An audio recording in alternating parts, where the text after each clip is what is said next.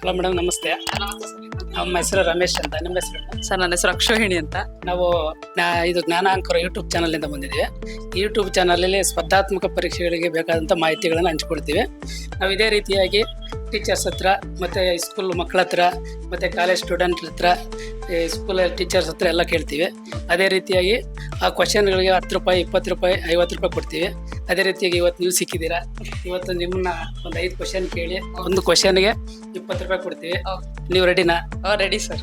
ಮೊದಲನೇ ಪ್ರಶ್ನೆ ಬಂದು, ಚಿನ್ನದ ನಗರಿ ಎಂದು ಯಾವ ಜಿಲ್ಲೆಯನ್ನು ಕರೆಯಲಾಗುತ್ತದೆ? Yes, thank you.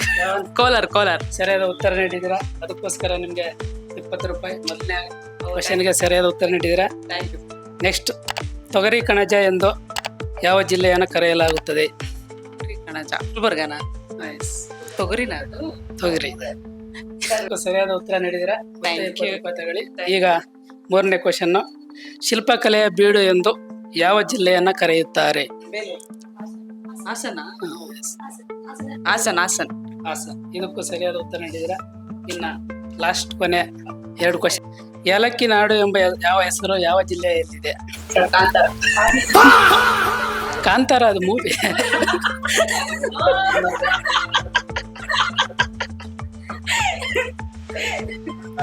ಏಲಕ್ಕಿ ನಾಡು ಎಂದು ಯಾವ ಜಿಲ್ಲೆ? ಆ ಹೆಸರು ಯಾವ ಜಿಲ್ಲೆಗಿದೆ? ಆಕ್ಚುಲಿ ಗೊತ್ತಿಲ್ಲ ಸರ್. ಆಗಲೇ ಇಲ್ಲ ಸರ್. ಇಲ್ವಾ? ಇದಕ್ಕೆ ಸರಿಯಾದ ಉತ್ತರ ಹಾವೇರಿನಂತೆ. ಇದಕ್ಕೆ ಆನ್ಸರ್ ಕೊಟ್ಟಿಲ್ಲ. 20 ರೂಪಾಯಿ ನನ್ನ ಕಡೆನೇ ಇರುತ್ತೆ. ಕಿತ್ತಳೆ ನಾಡು ಎಂದು ಯಾವ ಜಿಲ್ಲೆಯನ್ನು ಕರೆಯುತ್ತಾರೆ? ಕಿತ್ತಳೆ ನಾಡು ಯಾವುದು ಸರ್? ಕೊಡಗು.